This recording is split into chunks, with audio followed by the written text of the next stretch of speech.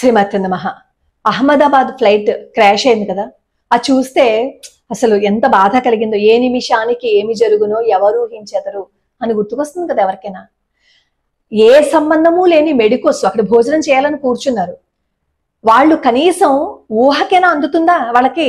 Flight వచ్చి అలా మన భవనాన్ని ఢీకుంటుంది, ప్రాణాలన్నీ పోతాయని ఎవరైనా కనీసం ఊహించుంటారా చెప్పండి? ఎవ్వరూ కనీసం ఊహించను కూడా ఊహించుండరు. ఆ 25 మంది ప్రాణాలు కోల్పోయారు.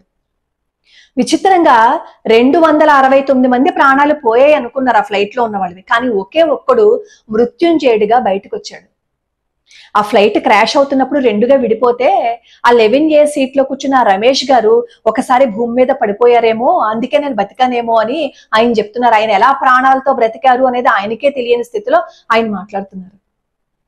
విధిరాత అనాలా, ఇంకేమనాలో అర్థం కాలేదు. చాలా మంది ఏం చెప్తున్నారు అంటే, ఆ భవనానికి గనక ఈ ఫ్లైట్ ఢీకొనకుండకపోతే జనావాసాల్లో పడిపోయి ఉండేది, అప్పుడు ఇంకా ఎక్కువ మంది ప్రాణాలు పోయి ఉండేవి. అక్కడ నష్టమే జరిగింది కానీ తక్కువ నష్టంలో బయటపడ్డాము అని చెప్పంటున్నారు. తక్కువ నష్టంతో బయటపడ్డాము అని సంతోషించాలా, భారీ ప్రమాదం జరగలేదు అని ఆనందపడాలా? తెలియని స్థితి. ఇది ఇలా ఉంటే కొంతమంది ఏం చెప్తున్నారు అంటే, మేము ముందే చెప్పేశాము ఈ ఫ్లైట్ క్రాష్ అవుతుందని చెప్పి, అసలు ఏరోప్లేన్ పడిపోతుందని మేము చాలా మంది చెప్పేసామని చెప్పి 6 నెలల క్రితమే చెప్పేశామని, సంవత్సరం కిందే చెప్పేశామని ఆ వీడియోస్ ఇప్పుడు వైరల్ చేస్తున్నారు. మరి ఫ్లైట్ క్రాష్ అవుతుంది అని చెప్పిన వీళ్ళు క్రాష్ అవ్వకుండా ఏ విధంగా మనం చర్యలు తీసుకోవచ్చు అది కూడా చెప్పుంటే బాగుండేది కదా. అది కూడా చెప్పు ఉండాల్సింది కదా. అప్పుడు ఇంతమంది చనిపోయి ఉండేవాళ్ళు కాదు కదా. అంటే ఒక ఇన్సిడెంట్ అయిపోయిన తర్వాత అప్పుడు చెప్తారనమాట, మేము ముందే చెప్పాము, మేము ముందే చేసాము, మా వల్ల ముందే జరిగింది అని. ఇలాంటి పిచ్చి మాటలు మాట్లాడబట్టే కదా మనం ఇంత లోకువైపోతున్నాం. ముందే చెప్పేసిన వాళ్ళు ఎందుకు చెప్పలేకపోయారు పరిహారం? జ్యోతిష శాస్త్రం ఏదైనా ఒక సమస్య ఉంటే ఆ సమస్యకి పరిహారాన్ని ఖచ్చితంగా చెప్పే ఉంటుంది, చెప్పి ఉంచుతుంది కూడా. మీరు ఈ పరిహారం చేసుకోండి, గొడ్డలితో పోయేది గోటితో పోతుందని చెప్పి జ్యోతిష శాస్త్రం చెప్తుంది. ఇప్పుడు వీళ్ళందరూ బయలుదేరిపోయి 6 నెలల ముందు చెప్పాము, సంవత్సరం ముందు చెప్పాము అంటే కొంతమంది వీటిని విని మొత్తం జ్యోతిష శాస్త్రాన్నే నమ్మకుండా అయిపోతారు కదా.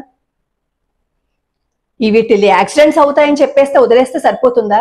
దానికి పరిహారం కూడా చెప్పాలి కదా. పరిహారం కూడా చెప్తేనే మీరు ఇలాంటి మాటలు మాట్లాడండి. మేము సంవత్సరం ముందే చెప్పాము, 2 ఏళ్ల క్రితం ముందే చెప్పాము అని. పరిహారం చెప్పనప్పుడు ఇంకెందుకు?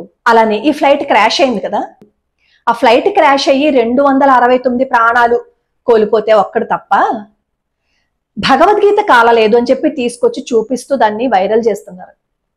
అది చూసినప్పుడు మనసు ఎంత కలిచివేస్తుంది. అదా సందర్భం. భగవద్గీత గొప్పతనం చెప్పాలంటే అదొక్కటేనా సందర్భం? అదేనా సందర్భం? 269 మంది ప్రాణాలు పోయాయి అని చెప్పి అక్కడ బాధ లేకపోగా ఆ భగవద్గీత కాలకుండా బయటపడింది అని చెప్పి అండం ఆదా సందర్భం.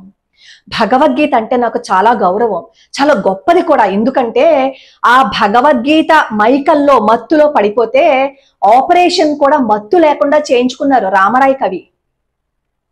భగవద్గీత అంత శక్తివంతమైంది. కానీ చెప్పే సందర్భం అది కాదు కదా. ఏదైనా ఒక విషయాన్ని చెప్పడానికి సమయము సందర్భము రెండూ ఉంటాయి కదా. ఇప్పుడు అలా చెప్పడం వల్ల మనం ఇంకొకరికి లోకువైపోతాం కదా. 269 మంది ప్రాణాలని కాపాడలేదు కానీ తన్ను తాను కాపాడుకుందా భగవద్గీత అని చెప్పి కామెంట్లు పెడుతున్నారు వీడియోస్ లో. తెలిసి తెలియకుండా మాట్లాడే మాటల వల్ల ఎంతమందికి మనం చులకనైపోతున్నాం. ఇదివరకు ఏవైనా ఒక మంచి విషయం చెప్పాలి అన్నా, ఏదైనా ఒక గొప్ప విషయం చెప్పాలి అన్నా వేదం చదువుకున్న వాళ్ళు, శాస్త్రం చదువుకున్న వాళ్ళు చెప్పేవారు. ఇప్పుడు ప్రతి వాళ్ళు చెప్పేయడం వల్ల వాళ్ళు ఏది పడితే అది చెప్పేస్తున్నారు. కాబట్టే మన శాస్త్రం అన్నా, మన పురాణాలన్నా, మన వేదం అన్నా ఎవరికి నమ్మకం లేకుండానే పోయింది. అందుకే ఎవరు ఏది చెప్పాలో అదే చెప్పాలి అంటారు. ఆ కింద కామెంట్లు చదివితే అసలు ఆ వీడియోని అప్లోడ్ చేసిన వాళ్ళని ఎంత అనాలనిపించిందో నాకైతే. సందర్భం అదా? భగవద్గీత గొప్పతనం చెప్పే సందర్భం అదా? మళ్ళీ నేను మన ఛానల్లో ఒక వీడియో పెట్టాను. అదేంటంటే ఫ్లైట్ టేక్ ఆఫ్ అయిపోయింది, తుఫాన్ లో చిక్కుకుపోయింది. అది ఈ ఇన్సిడెంట్ ఎక్కడ ఉంటుంది అంటే శ్రీల ప్రభుపాదుల వారు రాసిన బుక్ లో ఉంటుంది. ఆయన ఒక ఫారినర్, ఫ్లైట్ ఎక్కి వాళ్ళు వెళ్తున్నప్పుడు ఆ ఫ్లైట్ తుఫాన్ లో చిక్కుకుపోతే ఏం చేయలేని పరిస్థితిలో కృష్ణ మా అందరినీ కాపాడు కృష్ణ అని ఆయన జపం చేశారట. అలా 45 మినిట్స్ పాటు అలా చేస్తూ ఉంటే నెమ్మదిగా ఆ తుఫాను బారి నుంచి ఆ విమానం చక్కగా తప్పించుకుని సేఫ్ గా ల్యాండ్ అయింది. ఆయన బయటకు వచ్చిన తర్వాత మొట్టమొదటి నమస్కారం చేసింది కృష్ణుడికే. అంటే అక్కడ కృష్ణుడు కాపాడాడు అని చెప్పటం ఎంత మంచి విషయమో, ఇక్కడ భగవద్గీత ఒక్కటే బయటపడింది అని చెప్తుంటే ఎంతమంది బాధపడతారు. 269 మంది ప్రాణాలు పోతే మీకు ఇదా విషయం చర్చించవలసిందని అడగరా చెప్పండి. ఎప్పుడు ఏది మాట్లాడాలో అది మనం తెలుసుకుని మాట్లాడాలి. అక్కడ భగవద్గీత చాలా గొప్పది, జీవితాలనే నిలబెట్టేస్తుంది. కానీ చెప్పే సందర్భం మాత్రం అది కాదు. మనల్ని మనం చులకం చేసుకునే ప్రయత్నాలు అన్నమాట ఇవన్నీ. ఇప్పుడు ఆ ఒక్కతను బయటపడ్డాడు కదా ప్రాణాలతో.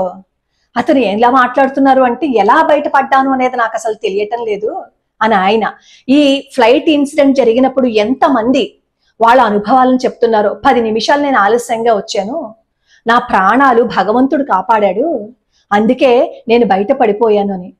ఒక అమ్మాయి ఫ్లైట్ ఎక్కవలసిందట, ట్రాఫిక్ లో ఆవిడ చిక్కుకుపోయిందిట, ఎక్కవలసిన ఫ్లైట్ ఎక్కలేదు, ఆ ఫ్లైట్ ఏమో క్రాష్ అయిపోయింది. క్రాష్ అయిపోయిన తర్వాత అమ్మాయి అనుకుందట, నన్ను భగవంతుడే కాపాడాడు, నేను నమ్ముకున్న గణపతే కాపాడాడు అని.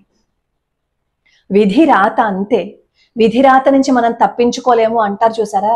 ఈ యాక్సిడెంట్ చూసినప్పుడు అదే అనిపించింది. ఏ సంబంధము లేని మెడికోస్ అందులో చిక్కుకుపోయారే, ప్రాణాలు కోల్పోయారే ఈ ఫ్లైట్ క్రాష్ లో. ఇదంతా చూస్తే ఏంటి విధి ఇంత బలీయంగా ఉంటుందా అని అనిపిస్తుంది కదా. మనం ఏ పని చేసినా ధర్మబద్ధంగా మాట్లాడుతూ సత్యాన్ని తప్పకుండా ధర్మాన్ని పాటిస్తూ ఉంటే భగవంతుడు మనల్ని కాపాడతాడేమో అని అనిపించింది కొన్ని సంఘటనలు వింటుంటే. కొన్ని చూస్తూ ఉంటే వాళ్ళ కర్మ ఫలితాన్ని అనుభవించారా, లేకపోతే ఎందుకు ఇలా జరిగింది అనే బాధ కూడా కలిగింది. ఏది ఏమైనా ఈ విమాన ప్రమాదం మాత్రం కలిచివేసింది గుండెల్ని. ఎంత బాధేసిందో. ఒక ఫ్యామిలీ, డాక్టర్ ఫ్యామిలీ, వాళ్ళందరూ ఎంతో సంతోషంగా ఫ్లైట్ ఎక్కుతున్నారు. ఆ చివరి మూమెంట్స్ కూడా వాళ్ళందరూ ఆ వీడియోస్ చేసుకున్నారు. ఆ వీడియోస్, ఫొటోస్ కూడా వైరల్ అవుతున్నాయి. వాళ్ళు ఊహించి ఉంటారా చెప్పండి వాళ్ళ ప్రాణాలు పోతాయని చెప్పి. గమ్యాన్ని చేరుకోవాలని ఆ ఫ్లైట్ ఎక్కారు. అనంత లోకాలకి, తిరిగిరాని లోకాలకి వాళ్ళందరూ వెళ్ళిపోయారు. విధి రాత అంటే ఇదేనేమో. విధి ఆడిన వింత నాటకం అంటారు చూసారా, నిజంగా వింతగానే అనిపించింది. ఆ మెడికోస్ మరణము, ఈ 269 మరణించినప్పుడు, అలాగే ఒక అతను బ్రతికినప్పుడు, ఇవన్నీ చూస్తుంటే విధి నుంచి ఎవరూ తప్పించుకోలేరు అని. మనం చేయగలిగింది, చేయవలసింది ఒక్కటే, భగవంతుడి పాదాలు పట్టుకోవడం, ధర్మ మార్గాన్న వెళ్ళడం. అప్పుడు భగవంతుడే మనల్ని రక్షిస్తాడు.